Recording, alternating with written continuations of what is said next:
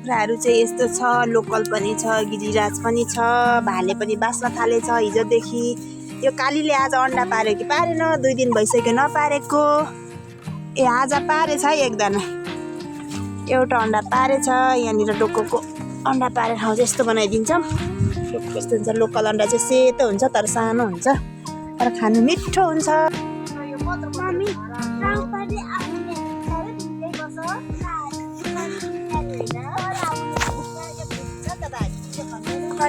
खन्ने म पनि तल खन्ने मम्मी।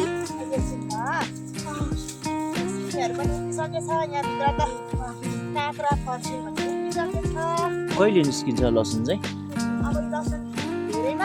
वैशाख 1 महिना पनि लाग्दैन। अब त यो गाना लागिसकेछ, अब यो सुक्न मात्रै बाँकी हो। त्यस पछाडि त यो लसुन निकालेपछि त फेरि फर्सी काँक्रा। म्याडम झार मात्रै गोड्नु पनि पर्छ होला नि? पर्दैन एकदमै। अनि त्यहाँ अर्ग्यानिक मलहरू छ क्या मजाले? हो रहेछ, एकदम गर्नुपर्ने रहेछ। मजाले गर्नुपर्छ।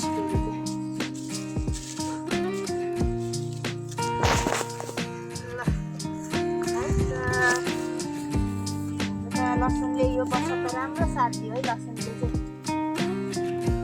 कुखुरा पालेको, कुखुराको मल हालेको साह्रै राम्रो भन्छ। लसुनलाई कुखुराको मल चाहिँ अति राम्रो हुँदो रहेछ। थाहा पाइयो त्यो त थाहा छ, तर फलमा चाहिँ कस्तो भएछ है त। तर यो सिप्चामा चाहिँ के साह्रो यो लाइनतिर लागेको पनि आउने मम्मी जानु र सानो तिमी त्यहीँ बस्छ न। बिस्तारै म्याडम यो सागको बिउ पनि मजाले निकाल्नुपर्छ। यहाँ तोरी मात्रै छैन कि, रायोहरू पनि छ, चाइनिज सबै मिक्स छ। अब चाहिँ पानी सुरु भयो है। Weather black weather. Yes black weather छ र, ब्ल्याक वेदर।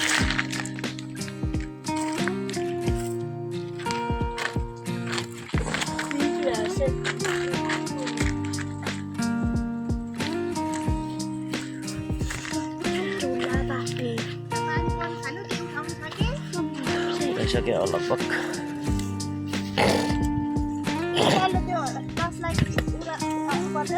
कुन डसमा पर्दैन, चिसो उठाएर के गर्नु?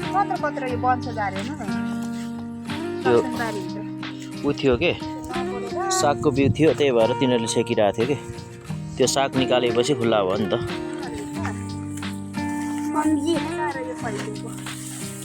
मम्मी तपाईँ आउने मम्मी।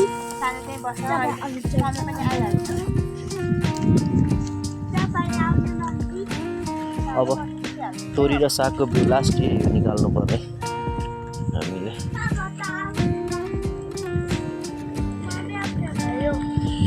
यता हाम्रो कोमाजीले दिनुभएको बिउहरू राखिएको छ, बालुवाटारबाट अस्ति दिएर पठाउनु भएको। यहाँ विभिन्न चिजको बिउ छ। लेट्स सी उम्रेपछि होला। आलुको यहाँ रहेछ बन्द, त्यहाँ चाहिँ काउली थियो, काउली मिस्ट भयो।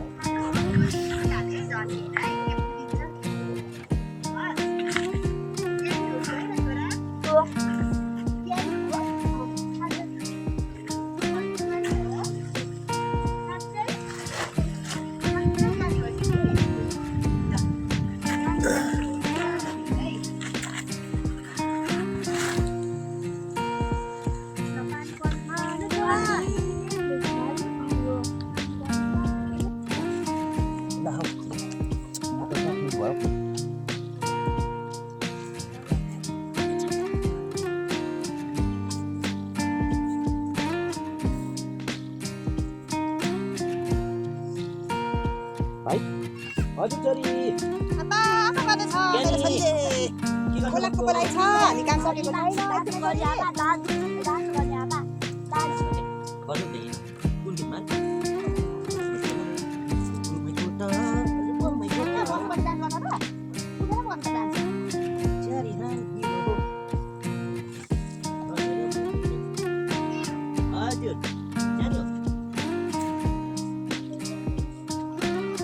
के भयो अब उसलाई रिस उठ्यो के भयो बुढीलाई रिस उठ्यो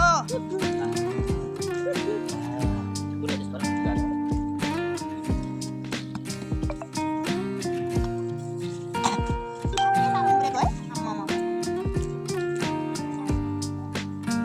साह्रो पुग्यो झार चाहिँ यसरी हुन्छ अरू चाहिँ हुँदैन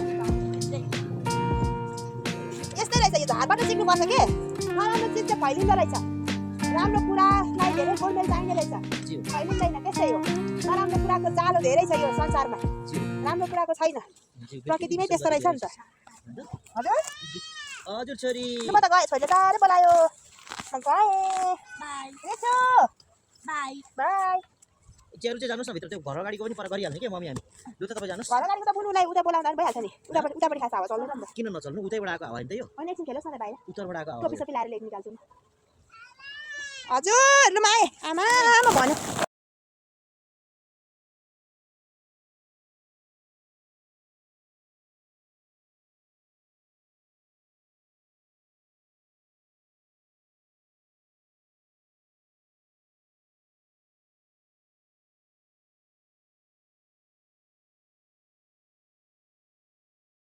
हेलो अब बेलुकी पनि भइसकेको छ अब खाना पनि बनाउनु पर्छ अनि म चाहिँ तरकारी लिनलाई यसो बारीतिर जाँदैछु अनि बारीमा के छ भन्दाखेरि अलिकति यहाँ आलु र मटर फलेको छ म आलु पोटाउनु पर्यो है त बोटमा अनि अहिले हामी आलु नकिनेको त धेरै भइसक्यो लगभग 2-3 महिना नै भयो होला आलु त यसरी नै खान्छौँ अब साउने एक बोट कोटाउने अनि लाने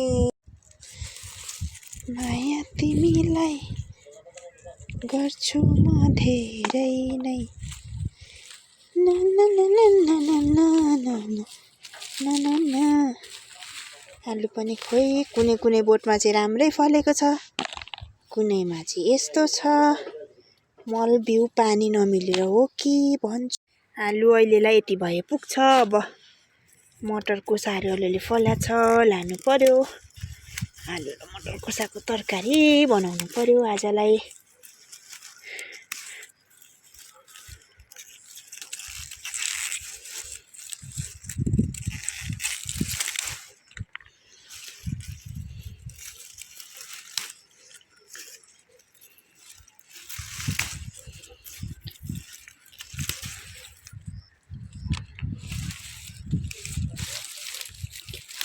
ला ला ला ला ला ला ला ला ला ला ला सानो तिमीलाई सम्झेर